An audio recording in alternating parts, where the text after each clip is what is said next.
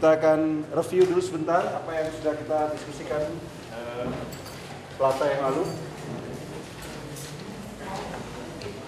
Jadi kemarin kita sudah diskusi hal yang baru adalah kita punya hukum laju dalam bentuk diferensial. Itu yang order 1, order 0, order ini hukum diferensial, hukum laju diferensial.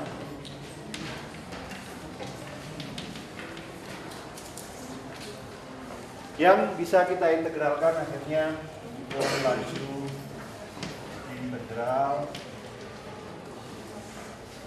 Itu kemarin dalam bentuk A itu sama dengan A0 minus KT. Ya, sudah nggak harus hafal. Kalau saya sudah hafal karena bertahun-tahun saya belajar ini dasar. Kemudian grafis yang linearnya kemarin, kalau kita plot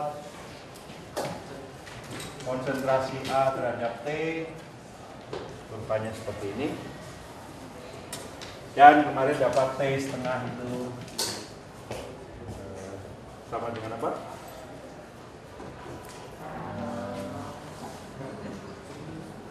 Ya, kita masukkan A0 per 2. Ini A0 minus KT setengah, berarti T setengah itu sama dengan A0 per 2K. Ya? Seperti itu. Ya, saya juga nggak hafal sebetulnya, karena kadang-kadang ya lupa juga. Yang order 1 kita dapat dA dt K konsentrasi A. Integralnya adalah ln A0 per A sama dengan KT.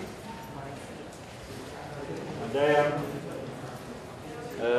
saudara lebih suka persamaannya adalah A0 E minus KT, sama saja. Oh, ini sudah ada. Atau boleh juga kemarin apa? Pada N kali T setengah, konsentrasi A itu sama dengan A0 dibagi 2 pangkat N. Sama aja di semua, ya. Kemudian plot linearnya kemarin ini adalah ln A terhadap T, banyak seperti ini. T setengahnya adalah ln 2 dibagi K. Ya. Oke, ya. Nah, ini saya pakainya kolom, di sini pakai baris sama saja, Pak, ya. Kemudian kalau order 2, hukum laju diferensialnya KA kuadrat. Kalau diintegralkan akhirnya 1/A sama dengan 1/A0 plus KT di sini. Kenapa yang bisa minus, di sini plus? Ya, karena hasil integralnya begitu. Tidak harus hafal. Nah, kurva linearnya adalah kalau saya plot 1/A terhadap T, bentuknya kemarin naik, ya, naik ke atas. Dan waktu paruhnya adalah, ini harusnya ada nolnya, ya, 1/A0K. Ya, kemarin kita sudah bahas kan, jadi tidak kita harus ulang lagi.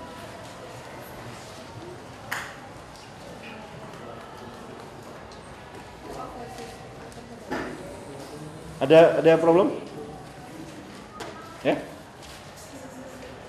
Nah, hari ini kita akan diskusi pengaruh suhu, ya. Jadi kalau kemarin tuh kita diskusikan faktor konsentrasi, sekarang kita akan diskusi pengaruh suhu pada reaksi kimia.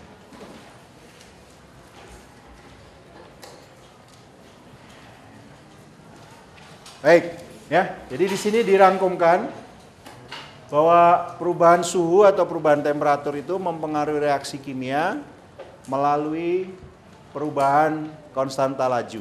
Jadi yang dipengaruhi pada reaksi kimia oleh perubahan suhu itu adalah tetapan lajunya, nilai K-nya itu. Dan bagaimana suhu berpengaruh itu dirangkum oleh persamaan Arrhenius, ya. Arrhenius ini adalah Arrhenius yang sama dengan sudah kenal di teori asam basa, ya. Jadi kalau orang nama familinya kadang-kadang sama tapi orangnya beda. Tapi kalau ini Arrhenius yang sama benar, ya. Savante Arrhenius atau namanya siapa ya? S-nya itu. Jadi kalau sebetulnya Arrhenius pertama sekali dikenal di kimia teori ionisasi itu, ya, bahwa asam atau elektrolit itu bisa mengion dan sebagainya. Pada waktu awal-awal dia mengemukakan teori ionisasi itu dia masih mahasiswa doktor.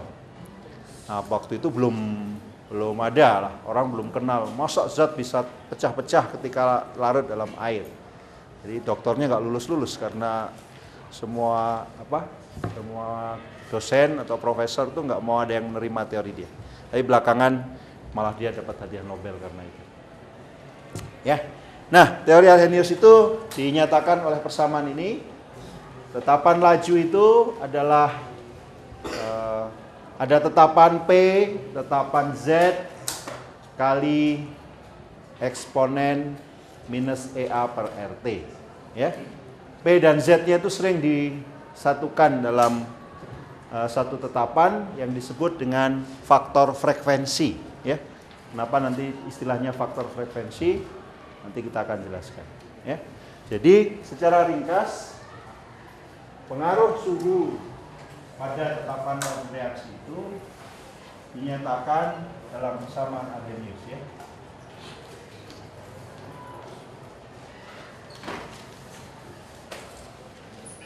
Arrhenius, ya.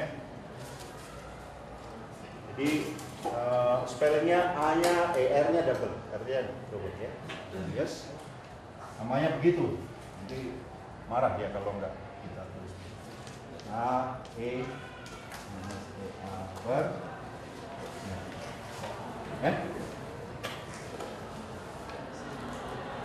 Nah, nanti kita akan jadi lebih jelas kenapa disebut faktor frekuensi A-nya itu, ya. A itu sama dengan P kali Z dan ada faktor sterik, ya. Nanti kita akan jelaskan pada waktu kita menjelaskan teori reaksi kimia. Jadi untuk sementara kita terima dulu, gitu. Ya, jadi A itu adalah P kali Z itu, ya. A-nya tidak saya tulis di situ. Mungkin ada. Enggak. Oh ya, sorry. Ya. Jadi terus boleh juga ditulis A EA per, ya. Ya, kalau kita gunakan energi aktivasinya itu dalam joule, ya maka R-nya itu adalah 8,314 joule per mol per Kelvin. Oke, ya. Nah, sering kita tertarik atau kita ingin menentukan besarnya energi aktivasi reaksi itu berapa, karena itu penting, ya. Kita akan tahu seberapa kita bisa pengaruhi kecepatan reaksi itu kalau kita naik turunkan suhu. Nah, maka kita ingin tahu besarnya energi aktivasi.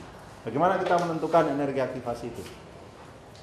Ya, kita tentukan nilai K dari percobaan pada berbagai nilai suhu, ya kan?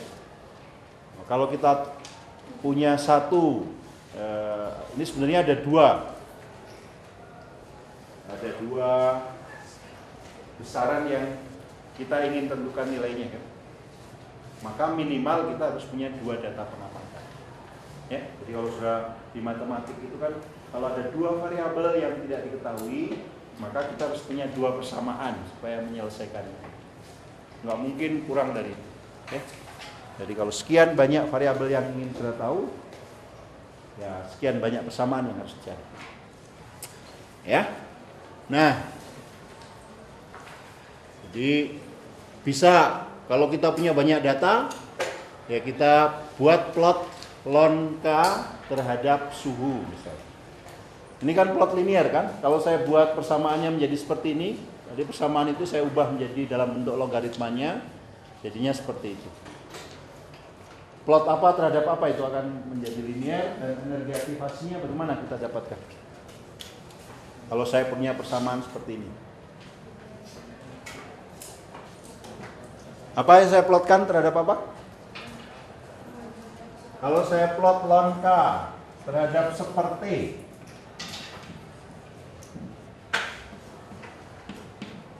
ya kan? Linear kan mestinya. Titik potong terhadap sumbu ln K-nya apa? Ln A. Karena kalau seperti sama dengan 0, ya ln A ini jadinya. Ini ln A. Miring ke bawah kan? Karena EA-nya itu positif biasanya. Nah, RT-nya positif. Ya, jadi kemiringan itu minus EA ya.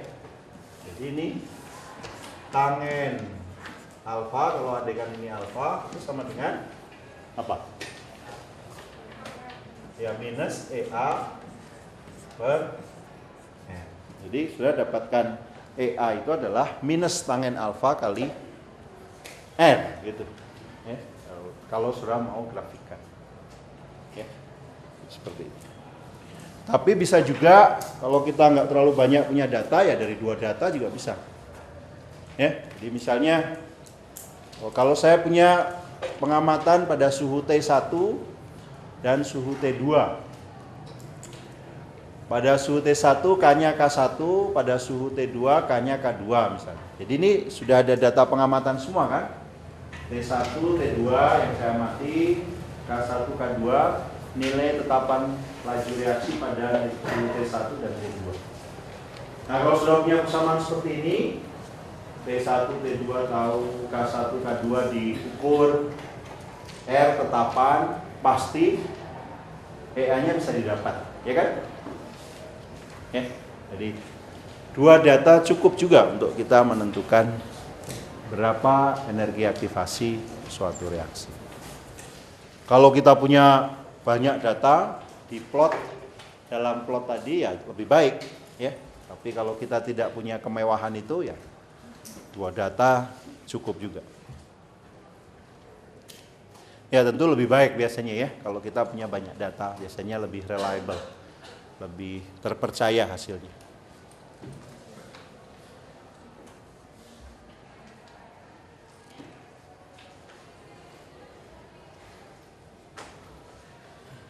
Ada pertanyaan dulu sampai sini? Ya, jadi itu sudah menentukan energi aktivasi melalui pengukuran tetapan laju pada minimal 2 suhu, ya, minimal 2 suhu yang berbeda. Nanti sudah dapat tetapan lajunya. Dapat energi aktivasinya. Baik. Nah, bagaimana tadi itu kita jelaskan ada faktor tumbukan, ada ada faktor tumbukan, ada faktor frekuensi dan sebagainya. Nah, itu kita jelaskan dan kita juga bisa menjelaskan kemarin kenapa sih laju reaksi kimia itu bergantung konsentrasi, rata-rata ada yang order 1, order 2 dan seterusnya. Walaupun ada yang tidak bergantung konsentrasi, yang order 0. Nah, itu semua kita jelaskan melalui apa yang disebut dengan teori reaksi kimia, ya, teori reaksi kimia. Dan teori reaksi kimia itu secara garis besar ada 2 teori utama, ya. Yaitu apa yang disebut dengan teori tumbukan, ya, dan teori keadaan transisi. Ya. Jadi teori tumbukan ya secara umum menceritakan supaya reaksi itu terjadi ya ada tabrakan atau tumbukan antar molekul-molekul reaksi, ya. Berapa besar atau berapa sering dia bertumbukan. Nah, kemudian nanti ada faktor koreksi, ya, ada faktor orientasi atau faktor sterik istilahnya, ya, dan sebagainya. Terus yang kedua ada teori keadaan transisi yang secara spesifik itu membicarakan tentang bagaimana perubahan molekul sesaat pada saat terjadinya tumbukan itu, ya. Jadi kalau teori tumbukan secara umum tumbukannya berapa sering dan sebagainya, saat-saat kritis di mana tumbukan terjadi dan terbentuk zat baru itu disebut teori keadaan transisi, ya. Itu ada secara khusus itu. Jadi seperti biasa sebetulnya di kimia itu teori kadang-kadang seolah-olah ada 2 tapi sebenarnya saling melengkapi juga, ya, saling melengkapi, atau yang satu sebetulnya perkembangan dari yang sebelumnya yang tidak bisa menjelaskan. Ada buku yang menulis baik sekali. Jadi teori keadaan transisi itu kayak misalnya kan saudara misalnya main tenis gitu ya, raket sama bolanya itu kan sering bertumbukan. Ya, secara umum mungkin teori tumbukan itu menghitung berapa sering raket saudara mukul bola tenisnya. Tapi teori keadaan transisinya itu lebih ke ketika bola tenis itu kena raket, mungkin bagian raketnya itu ya kalau saudara lihat secara molekul barangkali begini juga ya, melengkung juga. Sesaat nanti balik lagi, senarnya kan punya elastisitas. Nah, ini yang teori keadaan transisi itu bicara bagaimana sih perubahan raket dan bolanya itu. Mungkin bolanya juga agak tadinya bolanya begini, pas tumbukan jadi begini barangkali. Ya sedikit lah, pasti ini kan diperbesar gitu ya. Ya, jadi ada interaksi. Ya. Kalau terjadi reaksi, bolanya itu misalnya jadi pecah lah atau apa gitu. Ini kebetulan balik lagi tidak ada reaksi. Kalau setiap kali raket kena bola ada reaksi ya bangkrut lah ya ini penyelenggara event tenisnya. Oke, ya. Jadi itu barangkali ilustrasi sederhana itu bisa mengingatkan saudara apa sih bedanya dari kedua teori itu. Ya, jadi itu bicara detail bagaimana terjadinya tumbukan, bagaimana terjadinya reaksi, dan apa yang terjadi ketika tumbukan itu terjadi. Ya, itu teori keadaan transisi. Detailnya seperti biasa nanti di kuliah-kuliah selanjutnya. Ya. Nanti pas kuliah selanjutnya juga begitu ya bilangnya. Ya selalu ilmu kan begitu ya. Nah nanti sudah riset. Nah pada saat riset itu sudah belajar sendiri gitu ya. Jadi dosen kan begitu saja, menunjukkan saja. Ketika dosennya suruh ngerjain soalnya bisa nggak? Ya perlu waktu. Baik ya. Nah teori tumbukan. Jadi teori tumbukan itu dasarnya teori kinetik gas yang sudah sedang belajar sekarang kan di fisika kan. Jadi saya tidak akan turunkan karena saya sudah percayakan fisika untuk menurunkan berapa frekuensi tumbukan kalau molekul-molekul gas itu ada di wadah tertentu dan seterusnya. Ya, jadi nggak ada gunanya lah di sana diturunkan, di sini turunkan lagi, gitu nanti capek. Jadi kita pakai saja, sudah baca itu apa yang diberikan di fisika. Jadi agar terjadi tumbukan, partikel reaksi itu harus saling bertumbukan. Agar terjadi reaksi maksud saya. Agar terjadi reaksi, partikel reaktan itu harus saling bertumbukan. Nah, menurut teori kinetik gas, jumlah tumbukan per liter campuran itu bisa mencapai 10⁻27 per detik. Ya. Nah, ini detailnya sudah lihat di penurunan teori kinetik gas. Tapi tidak ada kecepatan reaksi walaupun reaksi itu berlangsung dalam keadaan gas yang sebesar ini. Nah, kenapa ini? Ya, seperti biasa, pasti orang kemudian, ya mungkin tidak setiap tumbukan berhasil. Harus ada faktor penentu yang, oh ini berhasil, yang ini enggak. Ya, jadi reaksi kimia juga demikian.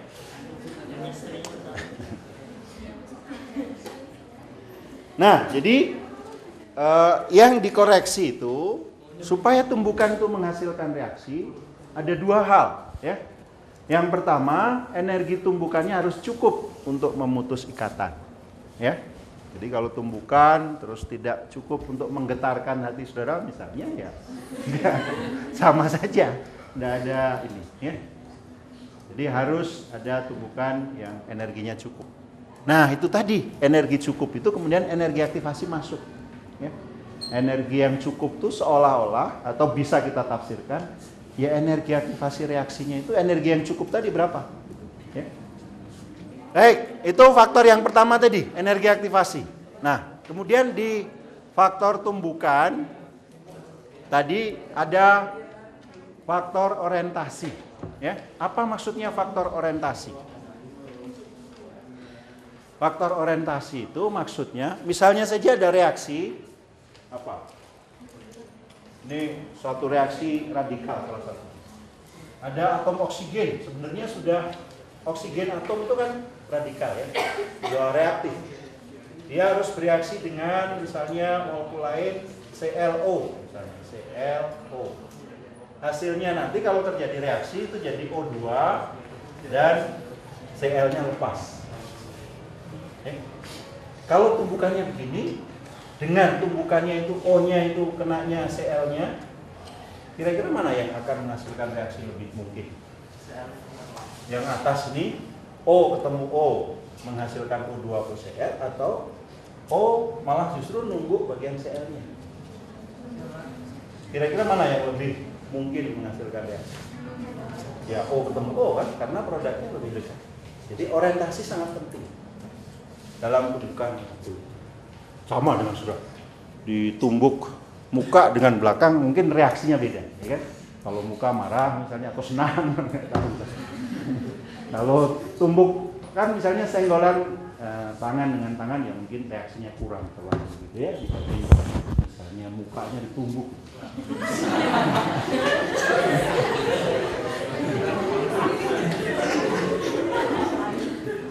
Ya, orientasi molekulnya mempengaruhi. Ya. Yes, seperti itu. Sama ya, jadi faktor orientasi itu maksudnya itu. Sering faktor orientasi itu disebut juga faktor sterik. Sterik itu ruang, sama saja. Faktor sterik, faktor orientasi itu sebetulnya sama. Ya. Dalam hal bagaimana orientasi itu tumbukan. Sebetulnya sterik itu dalam bahasa kimia sering keruahan molekul itu. Ya, saudara kalau bentuk tubuhnya ruah, terus ruangan kelas kecil ya sering ditumbuk temannya. Tapi kalau langsing ya, okay. Itu seperti senjata anak saya. Kalau minta minta uang ke ibunya, bilang mama sekarang agak langsing. Wah, jadi keluar uangnya cepat. Padahal nggak langsing juga.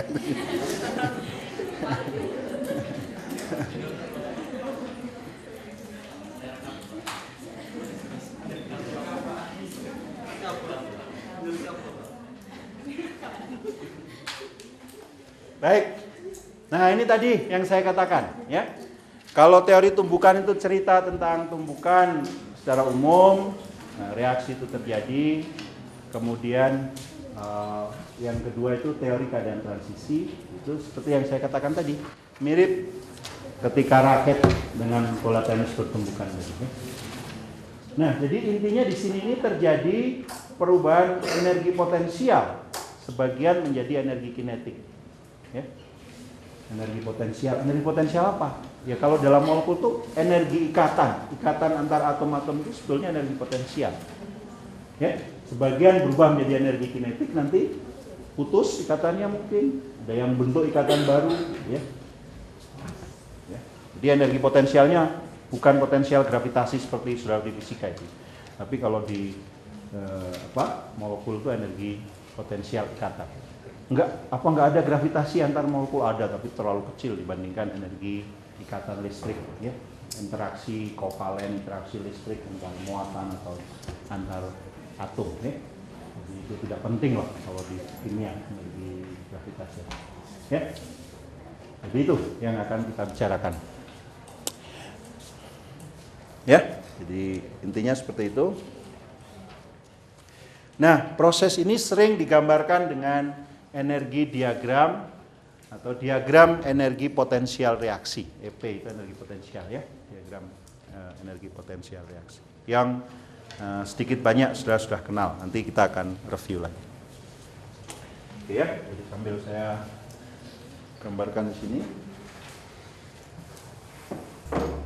Jadi yang dimaksud dengan energi potensial reaksi itu maksudnya adalah ini.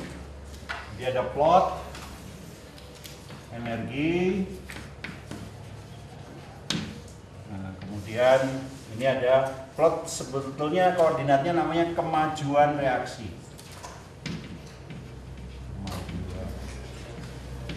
Jadi maksudnya ini dari pereaksi. Ini misalnya energi pereaksinya di sini. Pereaksi. Kemudian mungkin nanti ada tumbukan. Kemudian ada hasil reaksi energinya. Ini yang sering disebut dengan keadaan antara atau keadaan transisi. Ya sebetulnya di kimia yang lebih presisi beda ya, keadaan transisi dengan keadaan antara. Tapi untuk sementara kita udah keadaan transisi. Ya. Jadi misalnya kayak tadi itu O dengan Cl, mungkin di sininya itu kita gambarkan dengan lain, atom O dengan Cl O misalnya begini ya. Nah di sini tuh pasti ada keadaan, nanti kan hasil akhirnya apa? Oh kita maunya O-nya yang kena ya. Cl gitu. Nah di sini O-nya keadaan di sini kan O menjadi begini dan Cl-nya lepas. Ya. Jadi di sini pasti ada interaksi begini misalnya. Ya. O dan O-nya sudah mulai terjadi ikatan, O dan Cl-nya sudah mulai lepas sedikit. Ya, jadi ini keadaan antaranya atau keadaan transisinya. Nah, energi ini yang disebut dengan energi aktivasi tadi. Ya. Ini sebesar ini disebut energi aktivasi. Kalau ini apa ini? Energi, perbedaan energi antara hasil reaksi dengan bereaksi itu disebut apa? Pak, ya kalau ini entalpi, ya entalpi reaksi. Ya, jadi ini delta H reaksi. Ini selisih ini adalah delta H.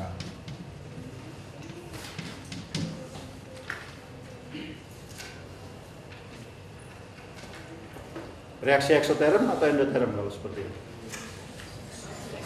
Ekso ya, karena hasil reaksi lebih rendah energinya daripada bereaksi, energi dilepas. Nah, boleh proses sebaliknya juga dipandang seperti ini. Hasil reaksi itu bisa saling bereaksi, menghasilkan bereaksi. Tapi energi aktivasinya lebih besar atau lebih kecil kalau reaksi eksoterm seperti ini? Lebih besar, jadi dia harus naik energi aktivasi yang lebih besar. Ya. Nah, semua reaksi kimia itu pasti ada energi aktivasinya. Ya. Sama dengan perjuangan hidup, nggak ada orang yang hidupnya itu nggak perjuangan terus hasilnya ada. Kalau orang Inggris nyebutnya kan no free lunch, nggak ada makan siang yang gratis. Kalau ada itu biasanya ya terus habis itu ada jebakan tikusnya gitu ya. Jadi ada kan kita sengaja ya memberi jebakan tikus itu, ada enak lah keju segala macam, tapi dijepret habis itu. Makan siang bagi tikusnya itu gratis sebetulnya. Tapi habis itu dijepret. Jadi kalau sudah ada sesuatu ini, wah kayaknya ini enak sekali nih ya, gratis. Nggak usah belajar kimia tiba-tiba dapat A. Padahal ada jepretannya depannya gitu. Nanti sudah dapat. Ya, jadi selalu harus ada perjuangannya di apa saja itu. Ya, jadi ini yang dimaksud dengan energi potensial reaksi, dan detailnya seperti ini bisa dihitung sekarang. Ya, jadi komputer kemajuannya sangat pesat dan teori-teori kuantum ya. Saudara belajar di semester 1 atom itu secara kuantum bisa dihitung energinya dan sebagainya. Molekul sekarang juga sudah bisa. Okay. Nah itu bisa. Molekul ini saya coba tumbuhkan dengan molekul ini. Bagaimana diagram energi potensialnya? Nah itu dari situ orang memperkirakan reaksi-reaksi kimia. Ya. Selain data-data percobaan, orang juga sudah bisa hitung sekarang. Ya, berapa energi aktivasinya dan seterusnya. Oke. Kemudian ya. Ini tadi sudah kita lihat diagram energi potensial menunjukkan energi yang diperlukan atau dihasilkan reaksi itu berlangsung. Kalau ini dihasilkan karena lebih rendah. Kalau andaikan energi dari produknya itu di sini misalnya, berarti diperlukan kan? Karena energi reaksi lebih rendah daripada energi hasil reaksi. Ya, jadi bisa saja kondisinya seperti ini. Ini reaksi, ini hasil reaksi. Berarti endoterm, ya, lebih besar energi lebih besar. Hasil reaksi dan hasil. Andaikan ini reaksi lainnya, ini hasil reaksi di sini, maka ini endoterm delta H positif, bisa. Kemudian yaitu tadi menginformasikan apakah reaksi eksoterm atau endoterm. menginformasikan apakah reaksi berlangsung satu tahap atau beberapa tahap. Jadi kalau ini satu tahap karena keadaan transisinya satu. Kalau keadaan transisinya lebih dari satu ya bisa di sini digambarkan misalnya begini. Ya. Oh, setelah satu keadaan transisi bereaksi lagi menjadi keadaan transisi yang lain. Nanti tidak akan kita bahas lagi. Bisa saja keadaan transisinya itu lebih dari satu puncak gitu ya. Juga menunjukkan tahap mana yang paling lambat. Nah, ini nanti penting ketika kita bicara mekanisme reaksi. Tahap paling lambat itu biasanya tahap yang energi aktivasinya paling besar. Ya. Jadi seperti saudara kuliah, ada mata kuliah yang sukar sekali, misalnya itu berarti tahap lambat. Ya, saudara harus bekerja lebih banyak, energi aktivasi saudara untuk lulus mata kuliah itu lebih besar. Kalau kimia dasar mah nggak usah pakai energi aktivasi lulus misalnya, itu berarti mudah, ya, bukan reaksi yang lambat. Kadang-kadang joknya kalau mahasiswa ITB, lamanya itu justru nyari teman untuk pergi ke Sabuga wisuda. Nah, itu berarti misalnya ya berarti itu energi aktivasi yang besar. Kuliahnya mah gampang semua, misalnya. Tapi yang nyari teman untuk pergi wisuda itu masa wisuda sendiri. Jadi ya nggak apa-apa. Ya, itu berarti energi aktivasinya yang paling besar. Ya.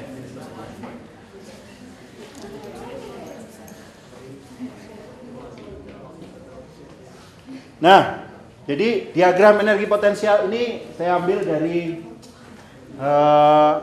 poster Nobel ya, poster Nobel, dan kebetulan ini ada pemenang Nobel dari Mesir ya. Mesir, tapi ya sebenarnya Mesir sarjananya saja. Dia PhD-nya sudah di Amerika. Nah, jadi dia waktu dapat hadiah Nobel, Ahmad Zuhail itu dapat hadiah Nobel tahun 99 rasanya ya. Nah, jadi ini tadi ada hubungannya dengan kurva Arrhenius yang kita diskusikan ya. Tapi sekarang sebetulnya kalau dihitung dalam 3 dimensi, kurva Arrheniusnya seperti bentuk pelana kuda itu. Ya. Sebetulnya 3 dimensi juga kurva energi potensialnya. Karena reaksi yang tidak hanya lurus bisa bertumbukan di sini, orientasinya bisa agak miring lah. Itu bisa dihitung semua. Ya, jadi bagaimana? Nah, sebetulnya kalau Ahmad Zuhail itu sudah menghitung bahwa itu tadi ya, decisive moment in life of molecule. Jadi reaksi kimia itu yang tahap paling menentukannya itu di order 10 pangkat min 15 detik. Tumbukan yang terjadi dalam sangat singkat itu, dan itu bisa diamati setelah teknik eksperimen dia. Nah, jadi teknik eksperimen dia bisa mengamati reaksi kimia sampai order 10 pangkat min 15 detik tadi, itu yang dia dapat hadiah Nobel. Ya. Jadi dengan teknik eksperimen bisa kita amati reaksi yang sangat cepat. Tapi itu yang tahap paling menentukan dalam reaksi itu, ya. Tumbukan yang sangat seperti sudah ya, pandangan pertama yang sangat menentukan sejarah hidup. Barangkali begitu juga ya. Itu namanya pandangan pertama kan singkat ya. Kalau pandangan pertama terus nggak kedip-kedip, nah, itu bukan pandangan pertama.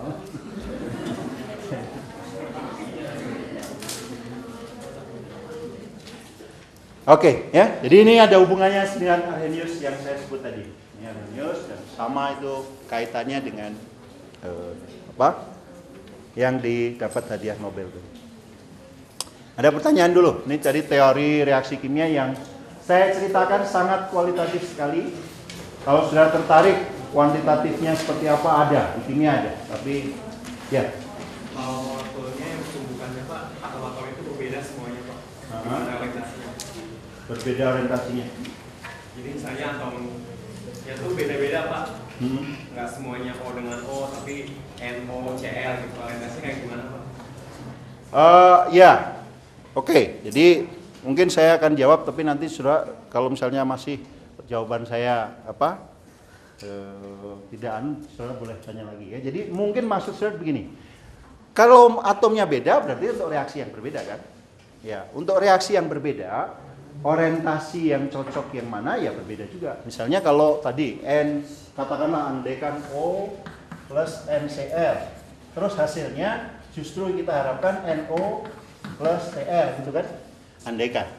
Tentu saja beda dengan orientasi yang akan menghasilkan reaksi kalau hasil yang diharapkan itu ClO plus N gitu kan, ya enggak? Kalau hasilnya yang atas ini ujung N bertumbukan dengan O tentu lebih berhasil daripada kalau Cl ketemu O. Ya enggak? Kalau hasil yang diharapkan atau reaksi yang diharapkan itu yang atas. Tapi kalau reaksi yang diharapkan yang di bawah ini, tumbukan yang begini, ya tentu probabilitas menghasilkan reaksinya lebih kecil. Kan yang ingin diikat Cl-nya kalau yang di bawah. Jadi tergantung reaksinya apa. Ya. Terus yang saya sebut tadi itu, sebetulnya kalau molekul gas kan tidak bisa kita, tolong kalau bertumbukan ujung ininya kan, pasti mereka bergerak acak kemana-mana. Ya. Justru itu jadi faktor frekuensi tadi itu munculnya di situ. Tidak semua tumbukan itu berhasil, karena tidak semua tumbukan itu orientasinya akan menghasilkan reaksi. Kan acak molekul itu di dalam. Tapi dalam satu reaksi tertentu yang kita pelajari biasanya kan sudah molekul yang sama ya, reaksi yang sama yang sedang kita pelajari. Nah, mudah-mudahan menjawab ya. Ada yang lain lagi? Oke ya, jadi itu cerita tentang bagaimana reaksi itu terjadi secara ini dan secara kualitatif kita bisa ini. Oke. Nah, kalau sudah belajar teori kinetik gasnya belum sekarang? Ya? Sudah belajar belum teori kinetik gas di fisika? Sudah kan? Sudah ya.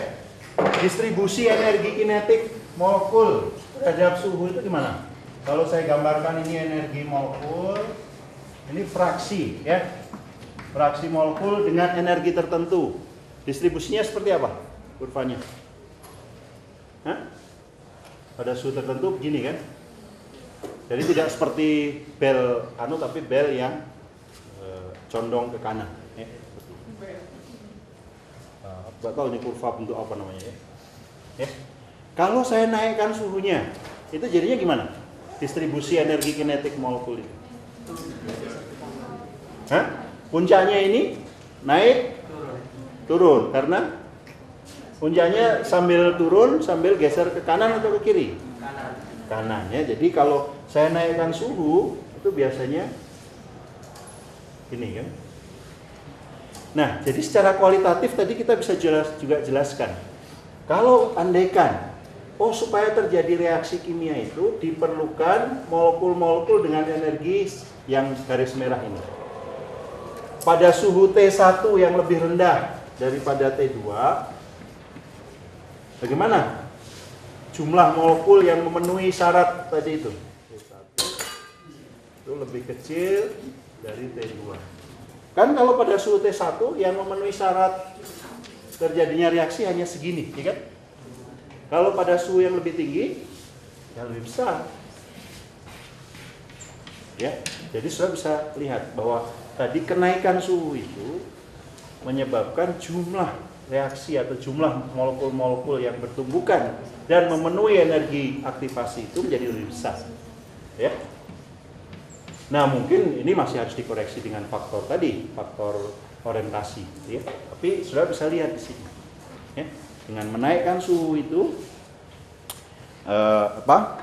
jumlah molekul-molekul yang energinya itu dari teori kinetik gas yang kita pinjam ya. Jadi sudah kita nggak harus turunkan lagi. Jadi sudah selalu ingat kalau molekul itu suhunya dinaikkan, fraksi terhadap energi atau distribusi energi molekulnya itu jadi seperti ini, bergeser ke kanan. Tapi puncaknya juga turun. Nah, ini mungkin mirip juga dengan distribusi pendapatan penduduk dalam suatu negara. Ya. Kalau yang masih miskin, suhunya rendah. Masih sedikit sekali yang kaya. Kebanyakan miskin. Jadi kalau kita mau naikkan distribusinya negara itu supaya yang kaya semakin banyak, naikkan suhunya. Suhu ekonomi nggak tahu apa itu. Investasi atau apa. Mirip sama saja seperti itu. Ya. Kalau Indonesia itu katanya nggak tahu 10% penduduk Indonesia atau nggak tahu, mungkin lebih kecil lagi menguasai hampir 80% uang atau kekayaan di negara kita. Ya. Atau kalau lihat Jakarta gitu ya, Jakarta itu penduduknya berapa persen dari penduduk Indonesia atau luas wilayahnya, tapi jangan-jangan 70% uang negara itu beredar di sana.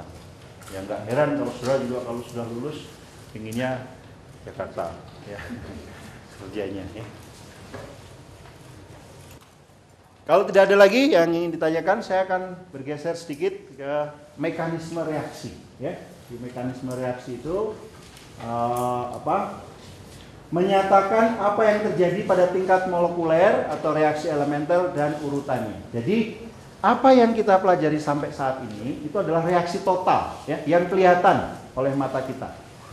Tapi sebetulnya reaksi total tadi itu terjadi dalam skala molekulnya itu melalui beberapa tahap, ya, melalui beberapa tahap. Jadi kita sebetulnya yang kita lihat dalam persamaan reaksi itu, reaksi menjadi hasil reaksi itu seperti kalau kita lihat drama atau sandiwara itu, awalnya tokoh-tokohnya muncul, terus terakhirnya misalnya semua di panggung sudah pada terkapar semua. Nah, tapi tengahnya itu kita belum, termodinamika atau yang kita pelajari dalam reaksi, persamaan reaksi itu hanya itu. Kalau misalnya sampul buku ya sampul depan sama sampul belakangnya. Nah, itu sebenarnya nggak menarik kan? Justru jalan ceritanya di tengah itu yang menarik, ya. Jadi kalau sudah baca cerita gitu, ya. Terus tiba-tiba misalnya, wah ini dia ada Hamletnya meninggal, atau Brutus membunuh siapa dalam cerita itu. Kan kita pengen tahu tentu saja. Detail ceritanya seperti apa sih? Konflik yang terjadi di sana seperti apa sih? Nah, itu yang ada dalam mekanisme reaksi.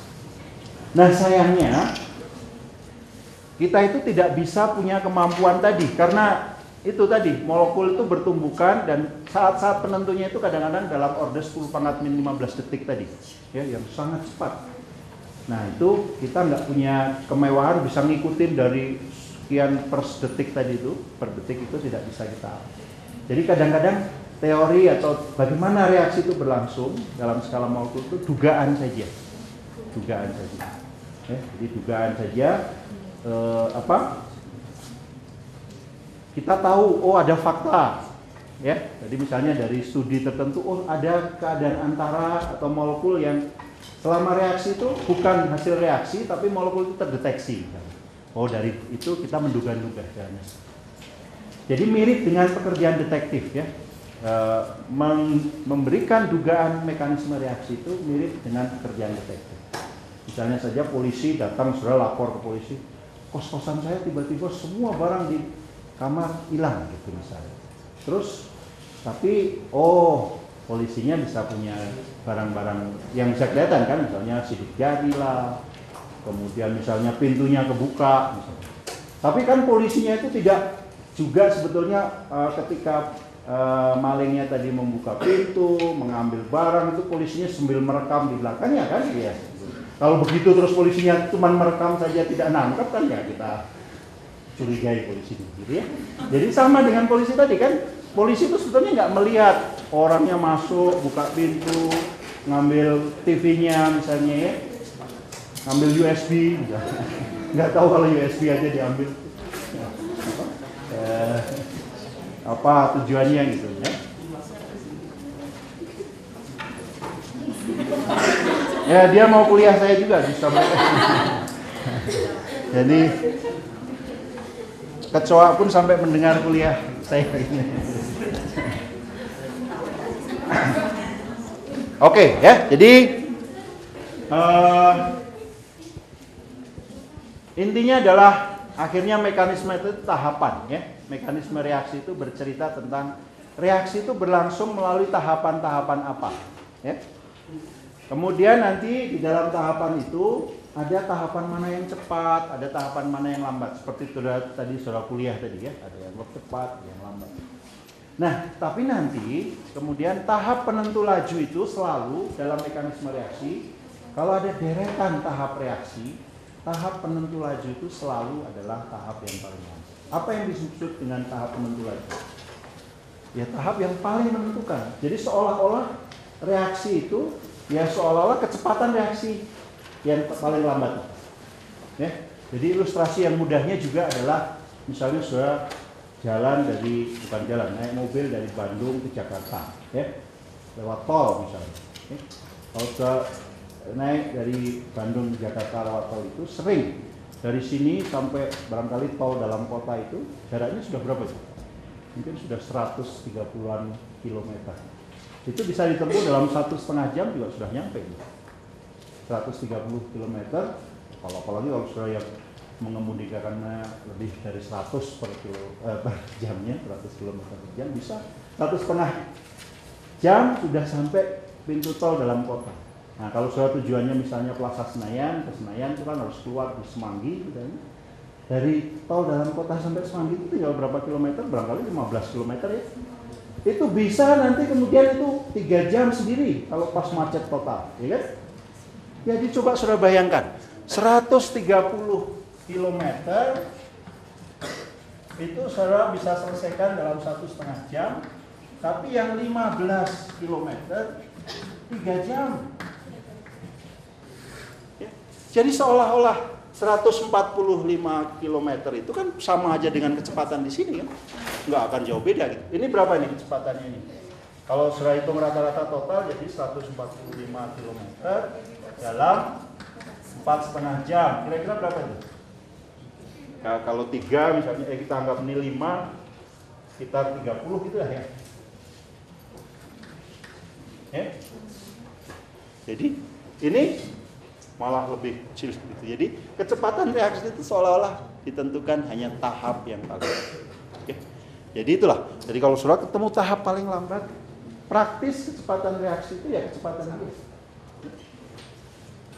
Kan kita nggak bisa tiba-tiba di Bandung, oh saya mau pakai yang kecepatan atas saja untuk sampai Senayan. Yang lewat mana? Kalau sudah sampai pintu tol dalam kota ya nggak bisa keluar kemana-mana gitu. Ya harus lewat jalan tol dalam kota itu, harus dilewati juga. Ya. Atau seperti ini, ya. Misalnya sudah punya pipa atau sungai yang besar sekali, gitu ya. Terus tiba-tiba ada pipa gini, ya. Oh ini air dari Bogor banjir gitu. Ya. Terus tiba-tiba harus melalui sungai yang kecil ini. Gitu. Ya, pasti kecepatan air lewat itu ya pasti ditentukan oleh tahap ini yang paling lambat ini, ya kan? Sesuatu istilahnya lubang botol ya. Ya, di kecepatan yang paling lambat itu yang menentukan. Oke, ya. Jadi kemudian yang paling terakhir, reaksi-reaksi elementer itu harus dijumlahkan sama dengan reaksi total, reaksi stokiometrinya itu. Nah, ini yang mungkin saya akan berikan ilustrasi lah. Tapi sebelum itu, nah ini yang kemarin bedanya dengan kemarin di reaksi total dengan reaksi elementer. Sekali lagi, reaksi elementer itu adalah reaksi yang muncul dalam mekanisme reaksi. Ya. Jadi reaksi elementer itu reaksi yang muncul dalam mekanisme reaksi. Jadi mekanisme reaksi itu deretan tahap. Ini harus bereaksi dengan ini dulu, baru nanti menghasilkan reaksi yang lain dan seterusnya. Nah, kalau untuk reaksi total, kita itu tidak boleh orde itu dari stokiometri, tapi kalau untuk reaksi elementer boleh. Dan memang, ya, untuk reaksi elementer, orde untuk setiap reaksi itu sama dengan stokiometrinya, koefisien stokiometrinya. Jadi kalau ada reaksi A menjadi produk, reaksinya elementer, langsung lajunya itu K kali konsentrasi. Hanya untuk reaksi elementer ya, tidak boleh untuk reaksi total. A bertemu A menjadi produk A kuadrat, A bertemu B, A kali B, dan seterusnya. Ya. Jadi kalau untuk reaksi elementer boleh laju itu atau orde terhadap reaksi itu sama dengan koefisien stokiometri. Nah, ada istilah kemolekulan ya. Kalau reaksi itu A tidak ketemu siapa-siapa berhasil menjadikan produk tertentu dalam reaksi elementer. Maka reaksi itu disebut satu molekul sendirian bereaksi. Kok bisa begitu ya? Misalnya reaksinya tidak stabil ya. Suatu zat yang tidak stabil, terus ya dengan sendirinya dia pecah misalnya, menghasilkan dua patahan atau dua pecahan gitu ya misalnya. Nah itu bisa terjadi. A ketemu molekul A yang lain ya, bertumbukan menghasilkan molekul yang lain lagi misalnya, bisa. Ya, dan seterusnya ya. Nah, kalau dua molekul disebut bimolekul, bimolekular. Reaksi elementer itu bimolekular. Memang istilah aja. Kalau 3 termolekular, ya. 4 mungkin enggak? ya jarang lah ya, 4 sekaligus ketemu dalam satu titik. Termolekular juga sudah jarang. Jadi sebetulnya 3 pihak ketemu dalam satu waktu sekali, bertabrakan dalam satu waktu tertentu itu sangat jarang di alam itu sangat jarang ya. 3 partikel ketemu sekaligus bertabrakan itu sangat jarang. Ini sudah sangat jarang. Ya, apalagi lebih dari itu. Jadi yang sering itu adalah unimolekul, bimolekul. Ya. Jadi itu sebetulnya juga sudah memberi pelajaran kepada kita. Jangan lebih dari 2 lah ya. Orang itu berhubungan. Jadi, segitiga lebih susah itu manage-nya daripada kalau hubungannya linear 2 orang. Ya. Apalagi mau 4 gitu ya. Dan jadi susah lagi itu pasti. Susah ketemunya ya.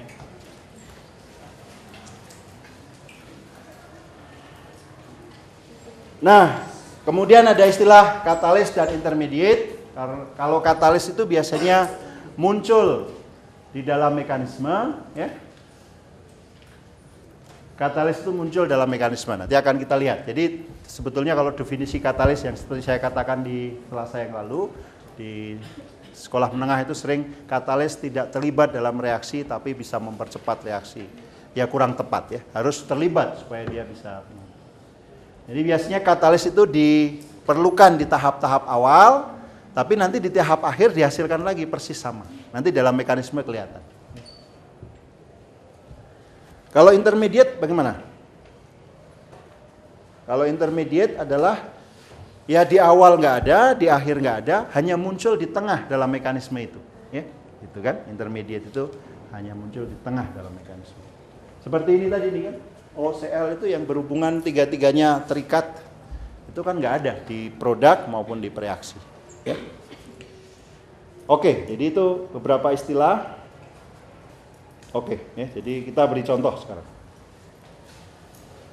Jadi tadi ini terlalu banyak cerita, lebih bagus ceritanya itu real ya, contoh.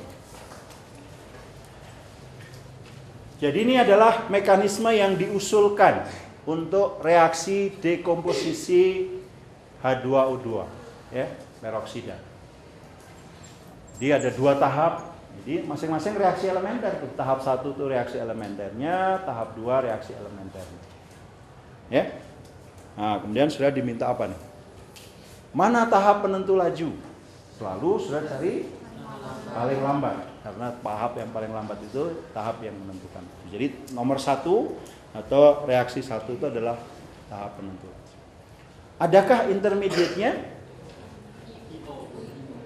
IO intermediate, ya IO adalah intermediate karena dihasilkan di awal reaksi, bukan reaksi juga bukan hasil reaksi, dihasilkan di sini dipakai di sini. Oke. Jadi muncul di tengah-tengah reaksi saja gitu. Ops.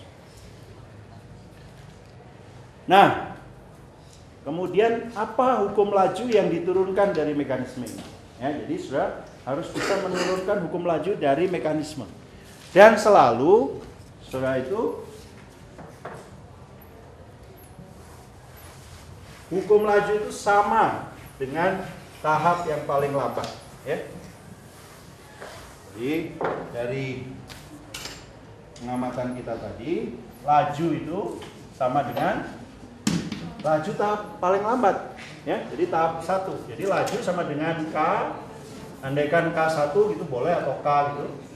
Kali langsung karena apa? Karena itu reaksi elementer, saya boleh langsung H2O2 pangkat 1 kali I minus pangkat 1. I minusnya itu sebagai apa nih? Katalis, karena ini diperlukan di tahap 1, dihasilkan lagi di tahap 2, ya kan? Tapi dia terlibat nggak? Terlibat. Kan jadi dia ngambil oksigen dulu di tahap 1 itu. Ya kan? Dia mempercepat reaksinya itu dengan mengambil oksigen dari H2O2 di tahap 1. H2O2 diambil oksigennya jadi H2O. Ya. Katalis boleh muncul di ungkapan laju reaksi, boleh. Katalis boleh muncul di. Jadi laju reaksi itu bergantung dengan konsentrasi katalis. Punya ketergantungan linier pada konsentrasi katalis. Oke, ada pertanyaan lagi? Kalau tidak, kita jumpa minggu depan.